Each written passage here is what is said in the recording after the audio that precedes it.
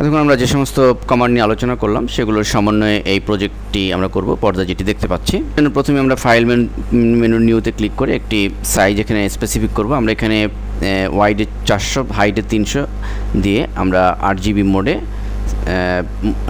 8GB mode select করে ওকে বাটনে click করব। ফলে আমরা আমাদের ডিজাইনের জন্য একটি ক্যানভাস পাবো।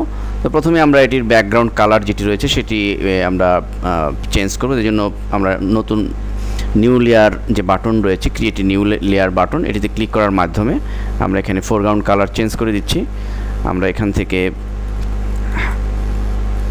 হালকা যে ক্রিম কালারটি রয়েছে সেই ক্রিম কালারটি সিলেক্ট করে পেইন্ট বাকেট টুলের সাহায্যে আমরা এটিকে ফিল করে দিব। এরপর আমাদের যে কাজটি করতে হবে, যে আমরা একটা ব্যাকগ্রাউন্ড একটা শেপ তৈরি করেছিলাম, তো শেপটি আমরা পাবো মূলত এই যে শেপ টুলটি রয়েছে।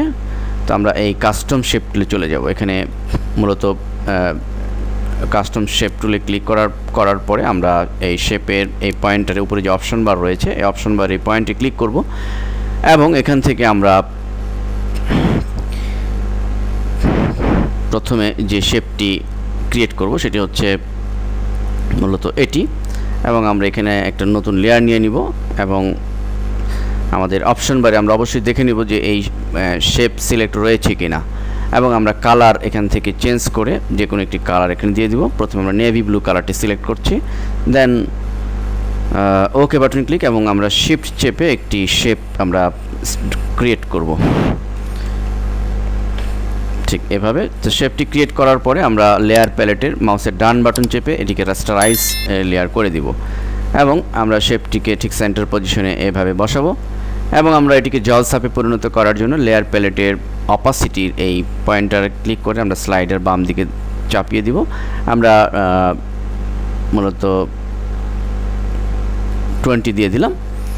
এবার আমাদের প্রজেক্টে আমরা দেখেছি একটি আলহেরা লেখা, তো আমরা টাইপ টুলের সাহায্যে লেখাটি লিখব। তো আমরা টাইপ টুল সিলেক্ট করে উপরে আমরা এরিয়াল ব্ল্যাক ফন্টটি নির্বাচন করব এবং কালার আমরা এখান থেকে গাঢ় লাল রঙের কালারটি সিলেক্ট করতে পারি এবং আমরা এখানে সাইজ আপাতত 48 দিলাম। আমরা এখানে আলহেরা লেখাটি লিখব। আলহেরা লেখাটি কমপ্লিট হলো। এবার আমাদের যে কাজটি করতে হবে, যে আলহেরা লেখাটিকে রাস্টারাইজ করব আমরা এই লেয়ার প্যালেটের ডান বাটন চেপে রাস্টারাইজ লেয়ার, এবং আমরা কন্ট্রোল টি চেপে এটিকে ট্রান্সফর্ম মোড নিয়ে আসবো এবং কন্ট্রোল চেপে আমরা এটিকে বাম দিকে এভাবে ড্রাগ করে বড় করব এবং ডান দিকেও আমরা এভাবে একইভাবে ড্রাগ করে বড় করব ঠিক এই পদ্ধতিতে, এবং উপরের দিকে আমরা কন্ট্রোল চেপে রাখা অবস্থায় ছোট করে ফেলবো দুই পাশে ঠিক এইভাবে। ফলে আমাদের একটি আমরা 3D ইফেক্ট আমরা করতে পারছি।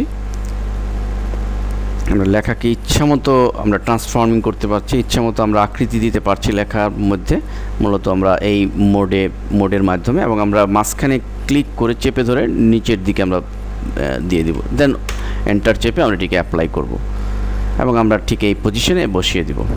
এরপর আমরা প্রজেক্টে একটি গ্লোব দেখতে পেয়েছি, তো মূলত এই গ্লোবটি আমরা এই কাস্টম শেপ টুলেই পাবো। এখানে এই সিলেক্ট করে আমরা এই শেপের উপরে আমরা একটি গ্লোব সিলেক্ট করব, এই গ্লোবটি সিলেক্ট করব। আমরা কালার চেঞ্জ করে দিতে পারি। আমরা এখান থেকে একটা ভিন্ন ডিফারেন্ট কালার এখান থেকে সিলেক্ট করছি, নেভি ব্লু কালারটা সিলেক্ট করছে এবং একইভাবে আমরা এটিকে শিফট চেপে একটি গ্লোব ক্রিয়েট করব এবং একইভাবে আমরা লেয়ার প্যালেটের ডান বাটন চেপে এটিকে রাস্টারাইজ করে দিব এবং মুভ টুলের সাহায্যে আমরা এটিকে মুভমেন্ট করে আমাদের ঠিক এই পজিশনে সুন্দরভাবে বসিয়ে দিব। মূলত আমাদের প্রজেক্ট কমপ্লিট। এভাবে আমরা আমাদের টাইপ ট্রান্সফর্মিং ইত্যাদি কমান্ডের সাহায্যে এ ধরনের যে কোনো প্রজেক্ট আমরা তৈরি করতে পারি।